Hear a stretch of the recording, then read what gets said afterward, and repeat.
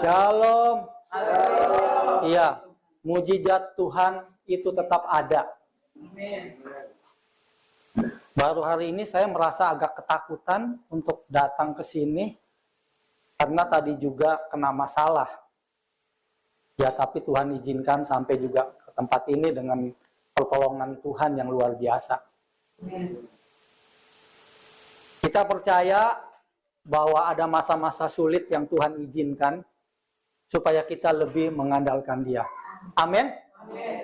Tuhan izinkan masa-masa sulit itu terjadi dalam hidup kita supaya kita lebih yakin akan kuasanya, akan kasih setianya, akan pertolongannya. Ada satu puisi yang ditulis oleh seorang penyair. Dia bilang begini, ketika kesulitan itu datang, coba jadikan kesulitan itu pembelajaran dalam hidup kita untuk kita selalu mensyukurinya. Selanjutnya dia berkata begini juga, ketika kita mensyukurinya, ada nilai positif yang bisa kita dapatkan, sehingga melalui nilai itu ada kebahagiaan yang bisa didapatkan.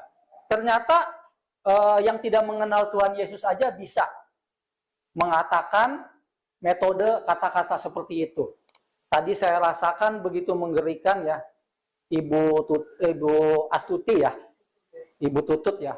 Kalau bukan pertolongan Tuhan, itu bisa terjadi sesuatu yang tidak enak. Mungkin kita sudah face to face berjumpa dengan Tuhan Yesus. Artinya masih dikasih kesempatan Ibu Astuti untuk terus mengasihi Tuhan dengan lebih sungguh, karena mujizatnya sudah dinyatakan. Ketika mujizat Tuhan dinyatakan, coba kita bawa setiap mujizat itu sebagai satu berkat yang amazing, yang luar biasa. Bagaimana berkat itu menjadikan kita yakin Yesus adalah Tuhan yang peduli akan hidup kita. Kita akan belajar tentang seorang raja yang hebat, tetapi karena dia sombong, dia melanggar perintah Tuhan, dia jatuh ke dalam dosa. Dosanya sederhana, karena terlalu banyak istri dalam hidupnya. Terlalu banyak penyembahan berhala di luar Allah yang sudah membuat dia menjadi manusia yang paling pandai di muka bumi di zaman itu. Dia lalaikan, dia lupakan semua kebaikan Tuhan, pertolongan Tuhan, kasih setia Tuhan, bahkan mujizat Tuhan. Sehingga dia mengandalkan dirinya sendiri, sehingga dia jatuh ke dalam dosa. Sebelum jatuh ke dalam dosa, raja ini namanya Salomo. Salomo itu kalau dalam bahasa Ibrani artinya the king of peace, raja damai. Gambaran dari Kristus yang harusnya terjadi dalam hidup dia. Dalam kesucian, dalam kesempurnaan, dalam ketaatan, dalam konsisten, dalam sekali Allah, tetap Allah, tidak ada Allah yang lain. Tetapi dia gagal untuk memegang predikat itu sehingga dia jatuh dalam dosa. Kalau bahasa Ibraninya, Salomo itu Yedija. Yedija itu the lover of God, kekasih Allah. Jadi Salomo ini seseorang yang luar biasa, anak dari Batseba, yang dijadikan raja oleh Daud. Daud tidak mengambil anaknya yang sulung. Anaknya yang sulung namanya Amnon ya, namanya ya, yang sulung. Dia nggak dijadikan raja oleh Daud, tapi Salomo lah yang dijadikan raja oleh Daud. Seharusnya ada Rehabiam dan lain-lainnya, tetapi Salomo lah yang dijadikan raja oleh Daud. Kita akan melihat bagaimana Salomo bisa diberkati oleh Tuhan karena apa? 2 Tawarik 7 ayat 14. Tadi kesaksiannya sungguh-sungguh membuat saya takut. Karena saya juga kemarin-kemarin melihat kematian-kematian. 2 Tawarik 7 ayat 14. Bagaimana kita menggotong peti, dan menggotong peti ternyata kita nggak kuat, kita juga kena dampaknya, begitu ya. 2 Tawarik 7 ayat 14. Demikian firman Tuhan, temanya pemulihan dan keterbukaan adalah pertobatan abadi untuk berjumpa dengan Allah. Pemulihan, keterbukaan dan pemulihan adalah pertobatan sejati untuk berjumpa dengan Allah. 2 Tawarik 7 ayat 14. Ya, 2 Tawarik 7 ayat 14. Temanya keterbukaan dan pemulihan adalah pertobatan untuk berjumpa dengan Allah. Amin. 2 Tawarik 7 ayat 14. Kita baca ya. Demikian firman Tuhan, 2 Tawarik 7 ayat 14. Dan umatku yang atasnya namaku disebut, merendahkan diri, berdoa, dan mencari wajahku, lalu berbalik dari jalan-jalannya yang jahat, maka aku akan mendengar dari sorga dan mengampuni dosa mereka, serta memulihkan negeri mereka. Sekarang mataku terbuka, yang 15-nya, sekarang mataku terbuka dan telingaku menaruh perhatian kepada doa dari tempat ini. Sebelumnya di dalam Roma 3 ayat 23 dikatakan, upah dosa adalah maut. Roma 6 ayat 23-nya, karena kita telah kehilangan, karena kita telah berbuat dosa, kita telah kehilangan kemuliaan Allah. Jadi Salomo ini adalah seseorang yang 2 kali melihat Tuhan, bukan secara langsung ya. Allah hadir 2 kali kepada dia di Gibea. 2 kali dia menyatakan dirinya, akulah Allah Abraham, akulah Allah Ishak, akulah Allah nenek moyangmu, akulah Allah bapamu Daud yang akan memberkati engkau. Tidak ada raja yang akan melebihi engkau pada zaman ini. Dan tidak ada seorang pun yang akan lebih pandai daripada engkau. Jadi Salomo ini memiliki kerajaan, kehebatan yang tidak tertandingi pada zaman itu. Jadi zamannya pemerintahan Salomo selama 40 tahun, tidak ada peperangan. Damai, peace, damai. Jadi dia menguasai semenanjung Timur Tengah, sampai ke Turki, sampai ke Afrika, bahkan sampai ke mungkin sampai ke Spanyol. Begitu luar biasanya kerajaan yang dikuasai oleh dia. Waktu itu Eropa belum ada. Artinya Eropa masuk ke dalam imperiumnya Persia. Kalau tidak Persia, ya imperiumnya kerajaan-kerajaan Babel. Kerajaan-kerajaan yang memang pada masa itu belum ada. Baru ada kerajaan Mesir kuno. Jadi Mesir sebelumnya menguasai, tetapi Salomo menguasai semua wilayah Lebanon, Yaman, Syria, Jordania, wilayah Arab, Timur Tengah, bahkan mungkin sampai Turki dan Afrika. Betapa hebatnya raja ini. Raja ini hebat karena dia memang diberkati oleh Tuhan. Raja ini hebat karena dia memiliki kepandaian, hikmat yang tidak ada bandingannya di zaman itu. Bahkan setiap raja-raja di muka bumi pada zaman itu, dia berusaha untuk berjumpa dengan Salomo, untuk melihat hikmatnya, untuk menyaksikan kepandaiannya. Tetapi dilukiskan di dalam peradaban, dalam tulisan-tulisan kuno, Salomo ini menguasai anatomi makhluk hidup. Dan dia juga menguasai desain untuk kapal pertama dibentuk oleh dia. Gambaran kapal dibentuk oleh dia untuk armadanya dia di Timur Tengah sebagai perdagangannya. Jadi hebat, sangat hebat dan luar biasa. Bahkan tidak ada manusia yang melebihi kepandaiannya untuk melawan dia. Tidak ada. Dan Tuhan memberi hikmat kepadanya karena Salomo ini pertama berkenan kepada Tuhan. Ketika dia berkenan kepada Tuhan, Tuhan menolong dia. Tuhan memberikan kesempatan-kesempatan. Tuhan mempermuliakan namanya. Tuhan menjadikan dia raja yang agung. Salomo itu raja yang agung. Sesudah Salomo banyak raja. Ada raja dari Babel, ada raja dari Persia. Setelah itu tahun 326 Masehi, sebelum Masehi ada The Great Alexander. Tetapi kaisar-kaisar ini tidak akan melebihi Salomo dalam hal apapun. Karena dia adalah manusia yang paling pandai di muka bumi di zaman itu. Dia menulis Amsal. Di Amsal itu dia menulis tentang binatang-binatang, dia punya bangunan-bangunan, bahkan dia mendesain rumah Allah, rumah Tuhan, sinagoga Tuhan melalui matematikanya yang sempurna. Jadi dia ini excellent. Salomo ini excellent, luar biasa, karena dia dipilih oleh Tuhan. Namanya juga Yedija. Yedija itu kekasih Allah. Terus Salomo itu kalau dalam bahasa Ibrani, Solomon itu adalah raja damai. Gambaran daripada miniatur Tuhan Yesus yang seharusnya terjadi bagi hidup dia. Tetapi dia gagal melakukannya. Kenapa? Tadi temanya pemulihan dan keterbukaan adalah awal pertobatan yang abadi untuk berjumpa dengan Allah. Salomo berjumpa dengan Allah dalam rasa takut kepada Tuhan yang sungguh-sungguh. Salomo berjumpa dengan Allah secara langsung melalui bagaimana Allah yang begitu transenden menjadi Allah yang imanen di dalam dia, dan dia melihat begitu mulianya Allah, dan dia bisa diberikan tanda-tanda yang ajaib melalui kuasa Allah. Jadi Salomo ini menyaksikan bahwa Allah Israel yang disembah oleh bapaknya Daud itu adalah Allah yang nyata, Allah yang exactly. Bagaimana dengan kita? Kita membayangkan Yesus.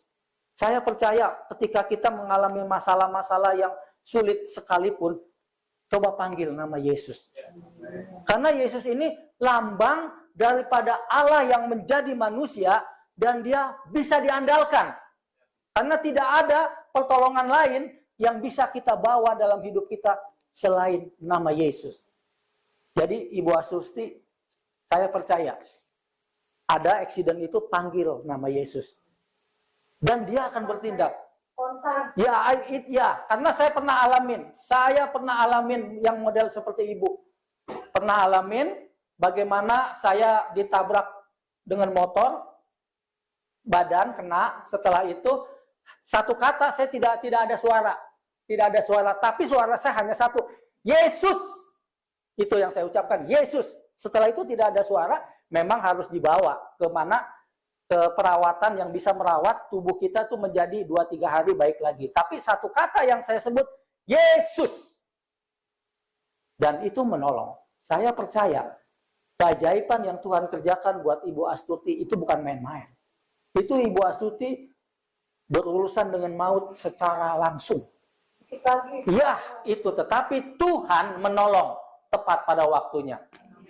Kita juga banyak masalah. Saya juga sangat banyak masalah. Tetapi ketika saya ada masalah, kami sekeluarga kena sakit semuanya. Kena sakit, anak yang cewek, anak yang cowok, ibunya, semua. Tapi tidak parah. Artinya sakit, masih bisa berdiri, masih bisa beraktivitas. Tetapi tetap mesti ada jalan keluarnya. Bawakan Tuhan dalam setiap apapun. Bawakan dia. Dia tuh terlewat menolong kok. Dia terlewat nyata. Dia itu hadir, dia itu berbuat sesuatu yang sesuai dengan apa yang kita butuhkan. Dia ada kok ketika kita memang sudah ditinggalkan oleh siapapun. Dia ada, dia peduli. Bahkan dia seakan-akan tuh menguatkan, meneguhkan untuk kita yakin. Yesus selalu ada dalam hidup kita. Selanjutnya kepada Salomo, dia meninggalkan Allah yang seharusnya seumur hidupnya dia memerintah Israel, yaitu Israel dan Yehuda 40 tahun. Selama 40 tahun, di zaman Salomo tidak ada perang. Damai. Artinya semua masyarakatnya kaya, bahkan semua orang-orangnya berbahagia, bahkan kehidupan bangsa Israel dan Yehuda diberkati Tuhan, bahkan bangsa-bangsa di sekelilingnya tidak ada yang berani mengusik dia. Bahkan Lebanon, bahkan Syria, Damsyik, bahkan Jordan, mungkin Mesir memberikan upeti kepada Salomo setiap tahunnya. Bayangkan, kalau dia tidak memberikan upeti, artinya Salomo bisa menyerang kerajaan itu untuk ditaklukkan. Dia memberikan upeti. Bayangkan, selama 40 tahun, bangsa-bangsa di sekitarnya tidak ada yang mampu melawan dia. Tetapi permasalahannya, Yedija, kekasih Allah ini, Salomo, orang yang damai ini, kenapa dia bisa gagal untuk memenuhi kriterianya di dalam Tuhan? Kita buka dulu di dalam 2 Tawarik 7 ayat 14.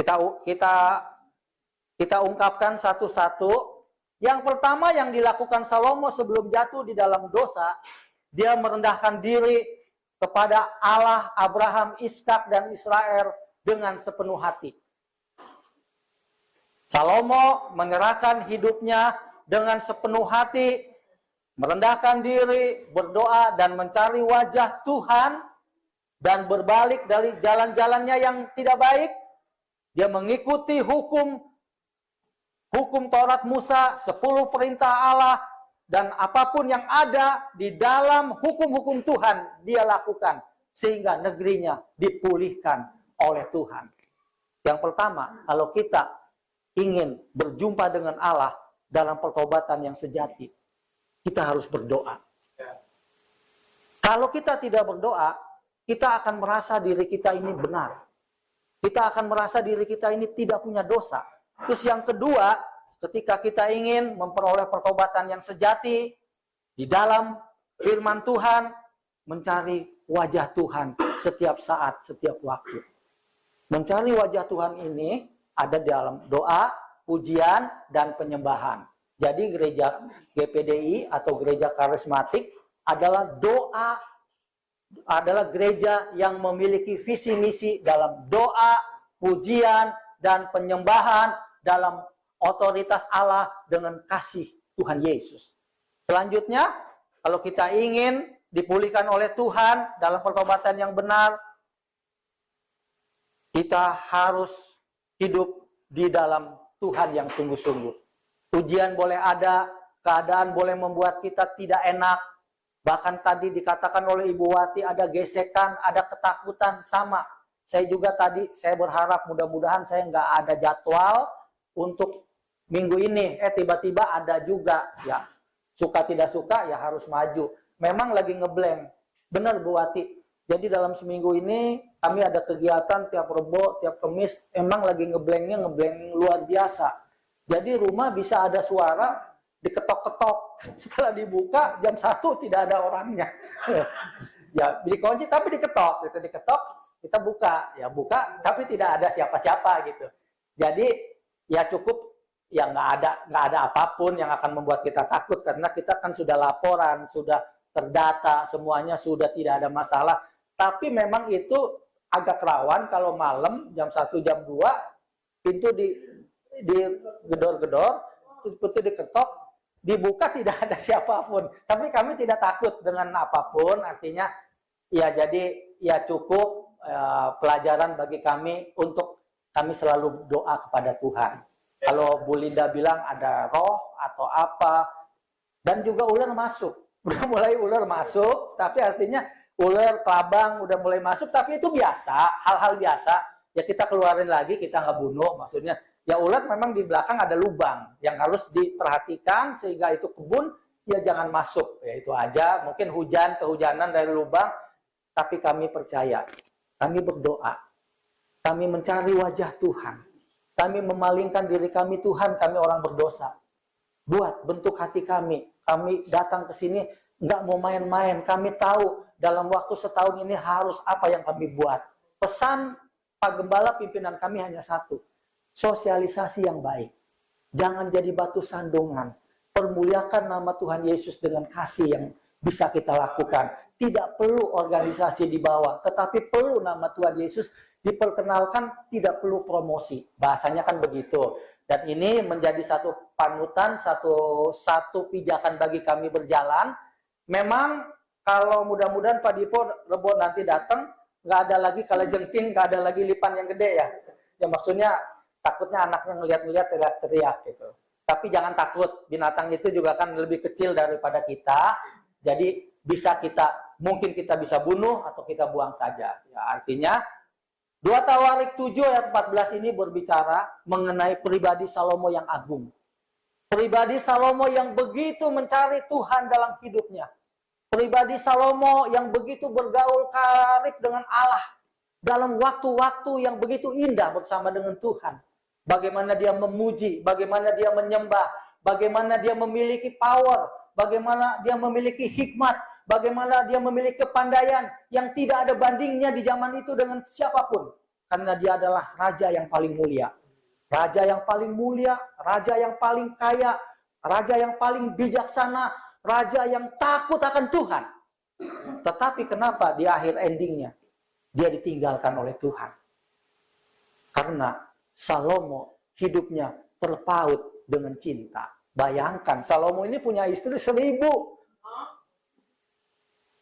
Kita buka yuk 1 Raja-Raja 11 ayat 3 dan 4. Jadi Salomo ini karena terlalu hebat, terlalu mewah, terlalu kaya, ada di zona nyaman, tidak pernah mengalami peperangan seperti bapaknya, dia serba ada, serba kaya, serba dilayani, dia lupa kepada jasmaninya yang tidak boleh seperti itu. Dia hidup dengan banyak wanita dan akhirnya dia melupakan Tuhan yang sudah menjadikan dia hebat di atas raja segala raja. 1 Raja-Raja 11 ayat 3 dan 4. Yuk kita lihat kejatuhan Salomo nih ya. Makanya kalau kita tidak berdoa, tidak mencari wajah Tuhan, tidak bertobat dengan sungguh-sungguh, tidak minta pertolongan Tuhan, mengandalkan yang lain, kita bisa jatuh. Raja yang hebat aja bisa jatuh, apalagi kita. 1 Raja-Raja 11 ayat 3 dan 4. Haleluya. Ini yang membuat Salomo jatuh dalam dosa.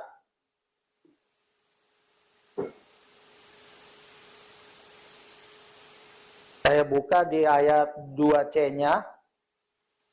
1 Raja-Raja 11 ayat 2C. Hati Salomo telah terpaut kepada mereka dengan cinta. Itu kan bahasanya saya definisikan. Hati Salomo tidak lagi hidup di dalam kebenaran firman Tuhan. Tidak lagi bergaul karib dengan Allah di dalam kehidupannya. Tidak lagi melakukan perintah Allah dengan sempurna sepanjang hidupnya, sepanjang waktu-waktu pagi, petang, siang, malam, dan selanjutnya, ia terpaut dengan cinta. Jadi ada bahasa, love is blind. Cinta itu buta, bahaya. Nah, hati Salomo telah terpaut kepada mereka dengan cinta. Ayat 3-nya, 1 Raja-Raja 11 ayat 3, ia mempunyai 700 istri dari kaum bangsawan dan 300 gundik. Istri-istrinya itu menarik hatinya daripada Tuhan. Bayangkan, 1000. Apa? 1000. Salomo ini mengalami buah jatuh tidak jauh dari pohonnya. Tapi bahasanya yang lebih tepat, buah jatuh bukan tidak jauh dari pohonnya lagi, ditangkap oleh Salomo sendiri. Jadi Daud juga mengalami kehidupan yang banyak istri. Daud banyak, ada 7 atau 8 istrinya. Tetapi itu tidak membuat Daud melupakan Tuhan dalam hidupnya. Dia bahkan ketika dia melakukan sesuatu yang tidak layak dengan Batseba, dia bertobat. Dia mengatakan, Tuhan ampuni aku. Tuhan ampuni aku melakukan yang kotor, aku melakukan yang najis, aku melakukan yang jahat. Jangan biarkan rohmu hilang daripadaku ya Tuhan. Biarkan apapun yang ada dalam hidupku hilang, tetapi jangan biarkan rohmu hilang dalam hidupku. Salomo enggak. Dia terpaut hidupnya dengan cinta. Kalau 1000 itu berarti setahun ada 365 hari. Bayangkan, jadi sangat tidak masuk di akal. Karena saking kayanya, saking hebatnya, saking mewahnya, saking luar biasanya, dia melupakan Tuhan. Dia lebih suka kepada istri-istrinya daripada Tuhan. Ini pembelajaran bagi kita. Anggap saja 1000 wanita yang ada di dalam kehidupan Salomo adalah bagian dari diri kita. Yang suka kepada yang lainnya, bukan kepada Allah. Bukan kepada Yesus. Dalam mungkin pertama, ada gosip. Yang kedua, ada penyembahan berhala yang lain. Yang ketiga, ada tidak mau mengampuni. Yang keempat, kita kumpulkan sampai mungkin 1000. Adakah kesalahan kita sampai 1000? Kalau kita punya kesalahan sampai 1000, minta pengampunan kepada Tuhan. Berapapun banyak dosa yang sudah kita lakukan, ketika kita terbuka, mau dipulihkan, maka pertobatan itu di dalam Tuhan selalu ada. Haleluya. Salomo, saya percaya, kalau dia berbalik lagi kepada Allah dan hidup di dalam kebenaran Allah, Salomo itu menjadi raja agung, yang paling hebat, yang paling mulia, dan dia akan dicintai oleh Tuhan dan juga dicintai bangsanya. Tetapi karena Allah berjanji memberkati Salomo, oleh sebab itu berkat Allah tidak bisa diambil kembali. Kejatuhan Salomo yang pertama, ia lebih terpikat kepada cinta jasmani dibandingkan cinta secara roh kepada Tuhan. Makanya di dalam Yohanes 4 ayat 23 dan 24, Yesus adalah gambaran sempurna daripada Salomo itu sebagai raja damai. Yesus adalah gambaran sempurna sebagai kekasih Allah yang sempurna di dalam dirinya. Karena Yesus tidak berperang. Yesus tidak mengangkat pedang. Yesus hidup dengan kekudusan, dengan kebenaran. Bahkan di dalam dirinya tidak ada benih dosa. Bahkan tidak ada pikiran yang berdosa di dalam kehidupan Yesus Kristus. Jadi dia tidak tertarik kepada hal-hal duniawi. Oleh sebab itu Yesus memproklamasikan, Yesus mendeklarasikan tentang Yohanes 4 ayat 23 dan 24. Akan tiba saatnya bahwa penyembah-penyembah benar akan menyembah Allah dalam roh dan kebenaran. Jadi Salomo ini gambaran kegagalan orang yang diberkati oleh Tuhan, orang yang ditolong oleh Tuhan, tetapi hatinya terpaut oleh cinta jasmani. Cinta jasmani kita banyak loh. Maaf, kita bisa ngegosip, kita bisa menjadi orang pemarah, kita bisa menjadi orang yang suka mau menang sendiri, kita menjadi orang yang suka tidak mau mengakui kesalahan yang udah kita buat, kita mau suka mencari mengkambing hitamkan orang lain, bahkan mungkin kita suka tidak bisa menolong orang lain, bahkan kita mungkin suka licik, suka jahat. Ada banyak mungkin dosa-dosa kita yang 1000 itu, yang seperti Salomo sudah lakukan dengan wanita, di mana ia terpaut dengan cinta. Tetapi pada malam ini Tuhan minta kepada kita, mari kita terbuka, karena dikatakan keterbukaan adalah awal pemulihan untuk kita menjadi petobat yang sungguh-sungguh bergaul karib dengan Allah. Tidak ada lagi hukum yang bisa membuat kita ditolong oleh Tuhan selain kita terbuka, selain kita mau dipulihkan, selain kita mau bertobat untuk kembali kepada Tuhan. Saya percaya ketika Salomo mengubah hidupnya, dia tidak terpaut dengan pengajaran-pengajaran istri-istrinya. Selanjutnya dikatakan, sebab pada waktu Salomo sudah tua, 1 Raja-Raja 11 ayat 4, sebab pada waktu Salomo sudah tua, istri-istrinya itu mencondongkan hatinya kepada allah-allah lain, sehingga ia tidak dengan sepenuh hati berpaut kepada Tuhan Allahnya seperti Daud ayahnya. Bahaya enggak? Sekali Yesus, tetap Yesus. Kita bisa digonjang-gancingkan oleh keadaan, oleh situasi, oleh persoalan. Semuanya persoalan itu membuat kita seakan-akan tidak ada jalan keluar. Tetapi satu perkataan, kemarin ada teman kami bunuh diri. Sempat sharing tentang kekuatan, tentang Tuhan. Masuk ke TV One, ketemu di Pelabuhan Ratu ya, jenazahnya. Itu udah mau diajak. Jadi ketika tidak ada ketahanan mental untuk sesuatu yang sifatnya sangat berat, tekanan itu tidak dibawa kepada Tuhan Yesus yang menolong kita. Kita bisa mencari jalan pintas untuk melakukan yang paling baik menurut kita. Padahal itu tidak. Jadi artinya pengalaman kehidupan kita, jikalau kita tidak mengandalkan Tuhan, itu berbahaya. Sebab kita ditekan, kita dipres, kita ditakut-takuti, bahkan kita diintimidasi, bahkan mungkin kita benar dibilang salah.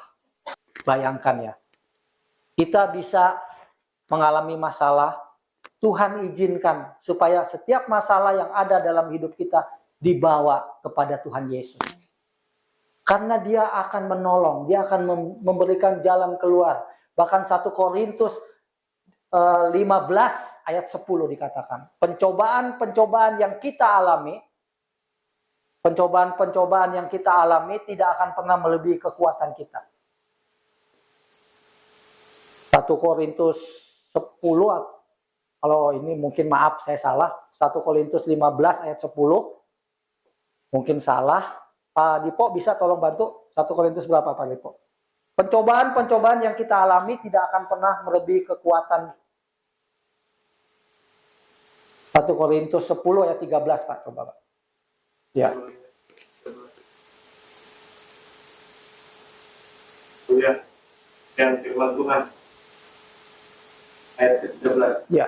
Pencobaan-pencobaan yang kamu alami ialah pencobaan-pencobaan biasa yang tidak melebihi kekuatan manusia. Sebab Allah setia dan karena itu Ia tidak akan membiarkan kamu dicobai melampaui kekuatanmu. Pada waktu kamu dicobai, Ia akan memberikan kepadamu jalan keluar sehingga kamu dapat menanggungnya. Amin. Iya, itu ya. Dikatakan pencobaan-pencobaan yang kita alami 1 Korintus 10 ayat 13. Pencobaan-pencobaan yang kita alami itu ada batasnya. Ketika kita berseru kepada Tuhan dengan sepenuh hati dalam doa, pujian, penyembahan, dengan iman yang sungguh-sungguh kepada Tuhan, dalam apapun yang kita lakukan di rumah kita, di keadaan kita, Tuhan menolong. Sebab Dia tahu pencobaan yang kita alami itu ada batasnya, ada kapasitasnya, ada kemampuan yang kadang-kadang kita tidak bisa memikulnya. Pada saat kita tidak bisa memikulnya, Tuhan masuk, melakukan pertolongan, memberikan solusi, memberikan jalan keluar. Salomo ketika sudah jatuh ke dalam dosa, dia hidupnya terpaut dengan cinta. Sehingga kasihnya akan Tuhan ia lupakan. Berkatnya yang dari Tuhan yang begitu luar biasa yang tidak ada tandingannya. Karena Salomo itu adalah raja yang agung. Raja yang mulia, raja yang terkaya di muka bumi di zaman itu, di mana kekayaannya tidak akan pernah yang bisa menandingi dia. Bahkan dikatakan dia itu memiliki makanannya, tempat makannya itu dari emas semuanya. Termasuk gelas, termasuk piring, termasuk sendok, semuanya itu dari emas. Begitu banyak batu permata, begitu banyak belian, begitu banyak harta benda yang sangat-sangat luar biasa dimiliki oleh dia. Tetapi satu hal yang membuat dia meninggalkan Tuhan, ia sudah terpaut dengan cinta kepada jasmaninya, kepada wanita-wanita istrinya yang tidak bisa membimbing dia kepada jalan Tuhan, tetapi dia mengikuti sembahan-sembahan istri-istrinya yang bukan dari bangsa Israel, sehingga dia jatuh ke dalam dosa, sehingga miniatur Kristus ini gagal. Dan Yesus datang untuk menyempurnakannya dalam ketidakpunyaan, dalam kehampaan, dalam ketidakada apapun yang dimiliki oleh Yesus. Bahkan Yesus berkata, aku tidak bisa membaringkan kepalaku untuk tidur sedikit pun. Aku tidak bisa rebahan. Betapa seorang Allah yang menjadi manusia, yang digambarkan di dalam Salomo yang begitu kaya dengan semua kekayaan di muka bumi ini. Yesus berbeda, bertolak belakang. Yesus hanya memiliki kasih. Yesus hanya memiliki pelayanan. Yesus hanya memiliki kepedulian bahwa setiap manusia yang bertobat, yang diselamatkan, dia adalah orang-orang yang layak untuk dikasihi oleh Tuhan, untuk menjadi anak-anaknya. Berapa banyak dari kita pada malam ini mungkin mengalami masalah, mengalami pencobaan, seperti saya juga. Tetapi ketika kita belajar dari kitab Salomo, di dalam 2 Tawarik 7 ayat 14, Salomo itu awalnya adalah orang yang hebat. Orang yang mencari Tuhan dengan sungguh-sungguh. Orang yang hidup di dalam bergaul dengan Allah setiap saat, setiap waktu. Bahkan dia memiliki kemampuan yang tidak bisa dimiliki oleh raja-raja di zaman itu. Tetapi ketika dia jatuh dalam dosa, hidupnya terpaut dengan cinta kepada hal-hal lain. Berbicara cinta, itu berbicara mengenai lebih mementingkan yang lain itu daripada Tuhan. Sama seperti kita. Kita bisa menganggap ibadah Yudo ini main-main. Ibadah itu nggak mengandung janji. Doa itu biasa-biasa aja. Kita lebih senang mungkin apa. Tetapi kita tekankan bahwa setiap apapun yang dilakukan ketika kita mencari Tuhan, upah kita tidak akan pernah sia-sia. Sebab ketika kita melayani Tuhan, walaupun hanya dapat segelas saja air yang kita minum, kita sudah diberkati oleh Tuhan. Itu adalah metode di mana kita mengasihi Allah. Karena ketika kita mencari Allah dengan sungguh-sungguh, kita hidup di dalam kebenaran Allah yang sungguh-sungguh, bahkan kita menjadikan Tuhan adalah prioritas pertama dalam setiap hidup kita. Kita akan berada dalam jalan pertobatan yang sungguh-sungguh. Karena keterbukaan adalah awal dari pemulihan, dan pemulihan itu jalan menuju pertobatan yang sejati untuk berjumpa dengan Tuhan. Kita boleh bertobat, tapi jangan tobatnya tobat tomat. Nanti tobat sebentar, kumat lagi. Nanti tobat sebentar, kumat lagi. Itu namanya tobat tomat. Tapi kalau kita mau bertobat, ya bertobat. Mungkin tidak enak, tetapi percayalah, waktu ada keterbukaan, waktu ada pemulihan, di situ ada pertobatan sejati. Ada pertobatan sejati di mana kita berjumpa dengan Tuhan. Face to face. Kita memanggil Yesus, I love you. Yesus, saya mau jatuh nih di perjalanan. Tolong Tuhan Yesus, kuatkan. Dia itu hadir, dia itu ada. Percayakanlah bahwa Tuhan yang kita sembah ini bukan Tuhan dongeng. Bukan Allah yang menjanjikan sesuatu yang tidak nyata. Tetapi ketika kita mau masuk ke dalam zonanya dia, kita harus mencari dia dengan sungguh-sungguh. Kita harus berdoa. Kita harus memuji, menyembah dia. Kita harus memiliki iman. Sekali Yesus, tetap Yesus. Sekali Allah di dalam nama Yesus, tidak ada yang lain. Ada banyak yang membuat kita mungkin bisa meninggalkan Tuhan. Ada 1000 pencobaan. Yang seperti Salomo itu. Kalau Salomo beda ya. Dia 1000 wanita. Kalau kita 1000 pencobaan di depan kita. Tetapi 1, 2, 3, 4 sampai linnya 99 tambah 1, 1000. Semuanya dielakkan. Karena di depan kita ada Yesus yang akan menolong setiap persoalan, masalah apapun. Saya mengalami semua ini karena saya percaya tugas saya di Bogor itu bukan main-main, berat. Itu nggak main-main. Berat. Karena pertama kami tidak bisa buat apa-apa selain sosialisasi. Ketika ada yang meninggal, kami datang aja. Nggak peduli mau siapa, kami akan datang. Kami akan sosialisasi, kami akan coba memperkenalkan bahwa ada kasih Tuhan dalam hidup kami. Itu nggak main-main. Tapi karena saya merasa harus mengambil bagian yang udah Tuhan tentukan dalam pertobatan saya, ya saya harus tidak boleh mundur. Saya akan maju saja. Persoalannya, Pak Gembala, pimpinan kami memberikan kesempatan, chain-nya sederhana. Bukan kuantitas, kualitas saja dari keluarga Pak Weli dulu, dipulihkan, nanti menjadi contoh, ada keluarga lain yang meniru, menjadi patron itu, lakukan. Sederhana, simple. Tetapi kalau kita juga tinggi hati, sombong, dan merasa kita mampu, jangan kita menjadi orang yang tidak diberkati Tuhan. Karena pelayanan itu nggak main-main. Pelayanan itu membawa hidup kita. Pelayanan itu membawa, lidah bibir kita. Pelayanan itu membawa sikap kita terhadap mereka ketika ada anak-anak datang, ketika siapapun datang. Ini rumah Bethlehem. Ini rumah Tuhan. Ayo masuk. Bersama kita masuk. Karena tidak ada batasan. Karena ini rumah, ini punya Tuhan. Jadi ada batasan-batasan, cuman bahasanya no smoking this area. Jadi bahasanya ya begitu. Kalau yang masih ada, saya suruh tolong diagak di luar, jangan di dalam, karena ruangan dalam itu ruangan Jehovah Makados. Jadi memang begitu. Pak Kevin suruh di ruangan ditulis no smoking. Memang di ruangan nggak pernah ada yang masuk. Di luarnya ya masih di luarnya karena hawa-hawa mungkin kena pepohonan dingin, ya mungkin jadi penghangat. Tetapi di area dalam itu area yang kudus. Tidak boleh ada sesuatu yang membuat kami bisa batuk.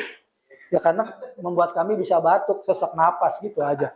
Ya puji Tuhan, ya kami mengambil langkah untuk ikut Tuhan dengan benar. Kita belajar dari Salomo, raja yang agung, raja yang hebat ini. Dia gagal. Kenapa dia gagal? Karena hatinya terpaut dengan cinta. Ada berapa banyak cinta kita kepada yang lain, bukan kepada Tuhan. Pribadi lepas pribadi beda. Ada cinta HP loh. HP ini banyak loh. Bisa 1000 persoalan ada di sini. Nah di situ apakah kita bisa tidak mencintai ini, lebih bagus mencintai Tuhan. Dalam doa, dalam baca Alkitab, ya semuanya pribadi lepas pribadi beda. tantangan. Tapi ada 1000 musuh yang ada di depan kita, musuh-musuh yang mengandung dosa. Tetapi ketika 1000 musuh itu mau menyerang kita, ada Tuhan Yesus di depan. Dia menolong, dia berkata, engkau adalah domba-dombaku. Janganlah engkau ikut suara yang bukan aku. Dikatakan, domba-domba yang menjadi milikku, dia akan mendengar suaraku. Jadi kita mendengar suara Yesus. Ada 1000 musuh, nggak mau saya punya 1000 musuh. Karena di tempat kami juga kan nggak ada 1000 keluarga, mungkin nggak ada. Tapi artinya 1000 chain, kesempatan untuk berbuat dosa itu selalu ada. Seperti Salomo. Kita lupakan, kita tinggalkan. Kita doa, memuji, mencari wajah Tuhan. Setiap saat, setiap waktu. Pribadi lepas pribadi itu harus ada. Sebab ketika kita tidak berdoa, tidak memuji, menyembah, dan kita lebih kepada yang 1000 itu, kita sudah mulai seakan meninggalkan dia. Dan kita akan mulai jatuh ke dalam dosa-dosa yang selanjutnya. Firman Tuhan sudah dibentangkan, dan kita bersyukur kita sudah belajar dari raja yang hebat, Yedija. Yedija itu adalah kekasih Allah. Salomo itu adalah raja agung, raja damai. Gambaran miniatur daripada Kristus yang gagal. Tetapi kegagalan Salomo digenapi oleh Yesus yang agung. Kekasih Allah, kekasih umat manusia. Tuhan yang peduli akan hidup kita. Tuhan yang tidak pernah sedikit pun ia tidak berkata, aku ada di sampingmu. Aku selalu melihat engkau. Aku selalu peduli kepadamu walaupun engkau tidak memanggil namaku. Bahkan Yesus adalah pribadi yang lemah lembut. Dia berkata, ketika aku mengetuk pintu di mana engkau tidak membukanya, maka aku tidak akan masuk kepada pintumu. Sebab aku lemah lembut. Jadi pintu itu pintu hati kita. Bukalah pintu hati kita untuk selalu datang kepada Yesus. Jangan kepada 1000 persoalan yang ada dalam hidup kita. Karena satu persoalan saja bisa membuat kita berdosa, apalagi 1000. Tetapi ketika masalah ada banyak, 1000 persoalan pun Tuhan ada di pihak kita. Karena Tuhan kita bukan Tuhan yang tidak menepati janjinya. Dia Allah yang setia dan adil. Terima kasih Bapak untuk setiap firman yang sudah disampaikan. Kami tahu kami lemah dan tidak berdaya. Salomo raja yang agung, raja yang hebat, raja damai, kekasih Allah. Dia gagal karena dia hidup dengan cinta. Dia lebih mengasihi jasmaninya dibanding engkau Tuhan. Ajar kami Tuhan Yesus setiap hari, setiap waktu. Kami mengenal engkau dalam doa pujian penyembahan. Kami mengenal sehingga kami dipulihkan. Kami terbuka atas setiap dosa yang kami lakukan. Kami tidak menjadi seorang petobat yang main-main. Tapi kami sungguh-sungguh mau ikut engkau Tuhan. Pencobaan-pencobaan itu ada karena kami tahu. Setiap pencobaan Tuhan izinkan. Supaya kami mengandalkan Tuhan dalam setiap event apapun. Sehingga melalui pencobaan ada nama Tuhan dipermuliakan. Hamba secara manusia seakan-akan tidak mampu berada di rumah doa. Tetapi secara panggilan, kami adalah orang yang harus mau melakukan apa yang Tuhan mau. Karena Tuhan berbelas kasihan untuk PGA, untuk wilayah-wilayah sekitarnya, untuk Gading Serpong, untuk Bogor, Keracak, untuk Wates, untuk Ranca Bungur, untuk semuanya. Supaya ada jiwa yang mengenal Yesus. Raja agung yang sesungguhnya. Raja damai yang sesungguhnya. Tuhan yang mulia. Tuhan yang peduli akan setiap apapun yang dialami oleh kami. Terima kasih untuk setiap firman-Mu. Teguhkan hati kami untuk mengasihi Engkau dengan sepenuh hati. Teguhkan hati kami ya Tuhan untuk percaya kepada panggilan, kepada Engkau. Karena Engkau satu-satunya Tuhan yang tidak akan pernah meninggalkan kami. Engkau Allah yang setia, Engkau Allah yang adil. Mungkin kami meninggalkan Engkau Tuhan. Mengandalkan kekuatan kami, mengandalkan kemampuan. Sepintar apapun seperti Salomo. Ketika mengandalkan dirinya sendiri, kami terkutuk dan kami gagal. Ajar kami Tuhan. Di dalam ayat-ayat selanjutnya, Salomo berkata di dalam Kidung Agung, segala apa yang ada di dalam matanya, yang ada di dalam keinginan hatinya itu akan dipuaskan oleh dia. Padahal di situ ya sudah mengandalkan dirinya. Bahasa yang terbaik yang kita ucapkan, segala apapun yang ada dalam hidup kami ya Tuhan, Kami hanya ingin dituntun oleh Engkau supaya kami tidak jalan di jalan yang salah. Karena segala apa yang kami punya dalam kemampuan, dalam kapabilitas apapun, dalam kemampuan apapun, sumber daya apapun, itu Tuhan yang punya. Biar kami tidak mencuri kemuliaan-Mu Tuhan. Salomo gagal. Karena apa yang dipuaskan di dalam matanya, di dalam hatinya, di dalam keinginannya, ia lakukan. Ia tidak bertanya kepada Tuhan. Terima kasih untuk firman-Mu Tuhan pada hari ini. Ampuni kami. Kami mengalami pencobaan-pencobaan yang sungguh berat. Tetapi kami percaya ketika kami dalam pencobaan seberat apapun, Yesus hadir untuk menolong. Yesus menuntun, Yesus membuka jalan. Bahkan Yesus tidak pernah meninggalkan kami. Kami yang sering sakit-sakitan sekeluarga Tuhan. Tuhan terlalu baik menolong kami, menyembuhkan. Sehingga kami tidak perlu berobat ke dokter.